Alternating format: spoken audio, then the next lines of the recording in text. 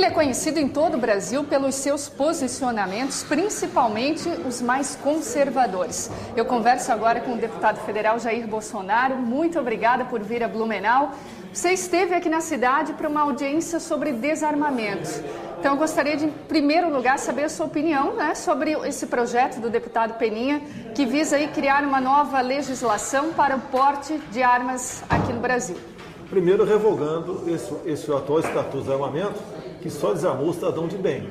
A bandidagem continua muito bem armada. E, em sendo assim, cada vez eles encontram o mercado de trabalho para eles muito mais fácil, praticamente sem qualquer reação.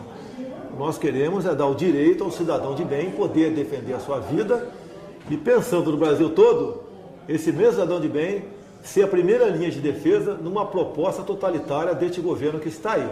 Ou seja, as ditaduras geralmente são precedidas por campanhas de desarmamento. O senhor não acredita que, por exemplo, numa briga de trânsito, o cidadão que estiver armado pode cometer um homicídio? Vai ser muito pelo contrário, né? Primeiro é que eu estou falando em posse de arma, depois posso falar em porte. Ele sabendo que outras pessoas podem estar armadas, ele não vai dar uma iniciação a um ato absurdo desse aí. E outra coisa, aquele elemento que queira viver na clandestinidade tocante à arma, ele já tem sua arma fria em casa, ok? Vamos ter a chance, sim, daí sim, fazer uma campanha e punir exemplarmente quem porventura esteja com uma arma ilegal. Hoje em dia, eu mesmo disse, por ocasião do referendo de 2005, que caso o voto sim fosse vitorioso, eu ia ter arma fria comigo, né? Desrespeitando a própria lei. E naquele momento eu respondi que a minha vida vale muito mais do que um pedaço de papel. O governo, então, você pode ver, no caso das UPPs do Rio de Janeiro, quando o governo tomou o Morro do Alemão, você viu uns 200 marginais fugindo com fuzil e não fizeram nenhuma operação para conter, para prender ou até aniquilar esses bandidos, caso eles reagissem. Ou seja, a violência se espalhou pelo estado do Rio de Janeiro em nome dos direitos humanos de marginais. Agora, nessa sua passagem por Blumenau, no seu discurso, você criticou muito o governo da presidente Dilma Rousseff. Qual a sua avaliação? Se fala muito em democracia, mas basicamente todas as políticas no Brasil passam pela presidência da República. Ela que é a indutora das políticas mais variadas possíveis. E havendo insucesso, né, a última instituição que paga uma conta muito alta são as polícias, civil e militar, para conter a violência. É uma mulher que mergulhou o Brasil aqui, agora numa recessão, uma inflação aí não vista desde o início do Plano Real. Ela fechou o comércio com o mundo civilizado, apenas o manteve aqui com países pré- ou ditatoriais. Ela deu as costas para o povo brasileiro. Hoje em dia, nós temos a maior taxa de desemprego do mundo. Por que eu digo isso? Está em torno de 40%. Porque para o governo, quem recebe Bolsa Família está empregado. Tá? Quem recebe o seguro-desemprego está empregado. Quem não está procurando emprego está empregado. E a grande prova que eu dou para você no tocante a isso aí, chega a quase 40%, é o número de mortes violentas por 100 mil habitantes. Em qualquer local onde a taxa de desemprego é pequena, o número de mortes também é pequeno. E nós temos uma das maiores taxas de mortes violentas do mundo aqui no nosso país. O que o senhor acha da participação das mulheres na política? Sem problema nenhum, só que se ganhando voto, ok? E eu votei contra aquela emenda que previa dar cotas iguais para elas. Eu não queria dar uma vaga certa para Jandira Fegali, Benedita da Silva, Maria do Rosário, entre outras, que com 20, 15 mil votos teriam um mandato vitalício em Brasília, né? Vocês não brigam tanto por igualdade? Porque agora vocês querem privilégio. Igualdade, eu não voto. Um caso típico que eu cito, meu filho foi eleito em São Paulo, foi o terceiro, né? O partido fez 3, do PSC. Os dois primeiros tiveram mais votos que ele teve 82 mil votos. Caso essa emenda tivesse sido aprovada, uma mulher com 18 mil votos estaria ocupando o lugar dele em Brasília. E as mulheres são apaixonadas pelo meu filho, não queriam que isso acontecesse. Agora, o senhor deu várias declarações polêmicas, uma delas em 2011, que disse o seguinte para um veículo: o senhor preferia que o seu filho morresse num acidente do que se ele fosse homossexual. Olha, o senhor continua com esse pensamento? Isso daí, olha só, são aquelas momentos que você extrapola, né? Explode, né? Eu não penso nisso, porque eu tenho certeza que nenhum filho meu jamais será gay. Você é solteira? Sou. Deixa eu apresentar meu filho depois aqui, tá ok? Você vai conhecer meu filho aqui, tá legal? Eu não tenho da família Bolsonaro, você não nega fogo não. Então eu entendo eu entendo que a questão do homossexualismo é muito mais comportamental do que genético. De acordo com a educação, a criança vai ou não seguir aquilo. Tanto é verdade que o governo quer instituir agora, por decisão isolada do MEC, a ideologia de gênero nos municípios do Brasil. Eu já tive a grata satisfação de saber antecipadamente que isso não será aprovado aqui em Blumenau. Agora eu vou perguntar mais uma vez, se o seu filho, Eduardo, deputado, fosse homossexual, agora que o senhor disse que pensou... Olha, eu sonho com meu filho ser deputado, ser senador, ser trabalhador, ser engenheiro, ser motorista de ônibus. Isso não passa pela minha cabeça. Na cabeça de um pai que é homem, é temente a Deus e honra a família, isso não passa pela cabeça dele, tá ok? Então eu não vou te responder. Você pode novamente a chance de perguntar para ele depois, já que ele vai talvez perguntar hoje aqui. E outra declaração polêmica do senhor foi com relação também a uma pergunta em 2011 no programa CQC. A cantora Preta Gil perguntou o que o senhor acha, né, da população negra. Se, por exemplo, alguém da sua família namorasse um negro. E aí, deputado? Eu vou te comprovar agora aqui a completa... Na época... Vou te comprovar aqui agora a completa parcialidade da imprensa. Você sabia que o mês passado esse processo foi arquivado no Supremo Tribunal Federal? Me responda. Porque a imprensa não divulga. Eu passei 3 anos levando pancada como racista. Ou seja, eu respondi com um laptop as perguntas da Preta Gil. É a única que estava naquele laptop ali. Dei as respostas e o CQC, o programa CQC, inverteu as respostas.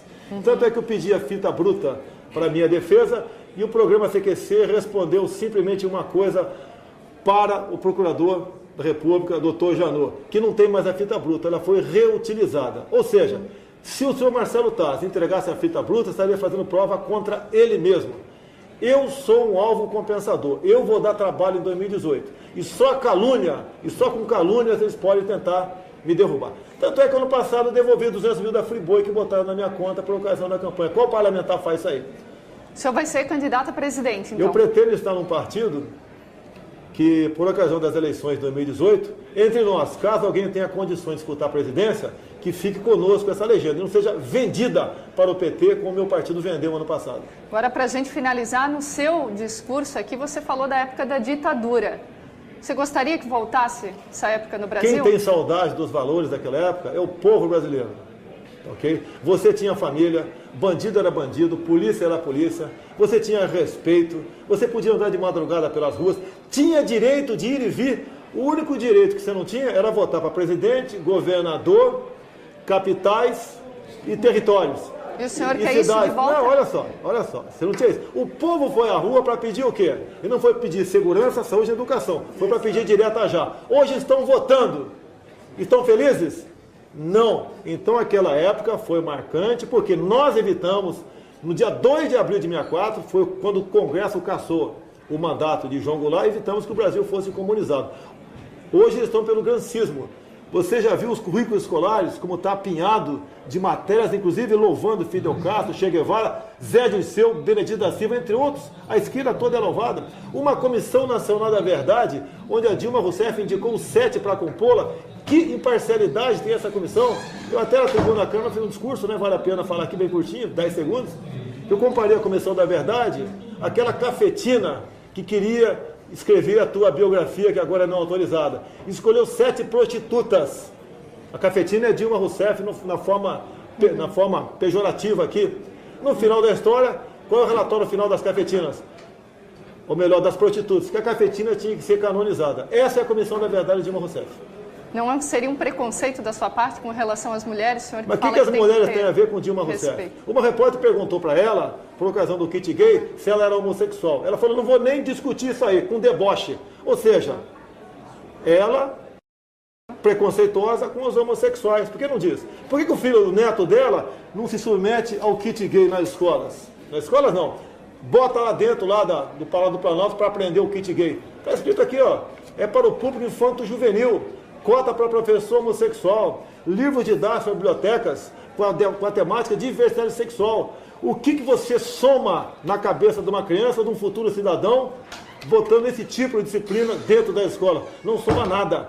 Como eu disse ali, enquanto aqui o governo do PT quer saber se teu filho é homem ou mulher, apesar de ele ter um apêndice, lá na Coreia do Sul, no Japão, a molecada já sabe fazer operações com essa idade, onde gente no ensino médio não sabe fazer aqui no Brasil.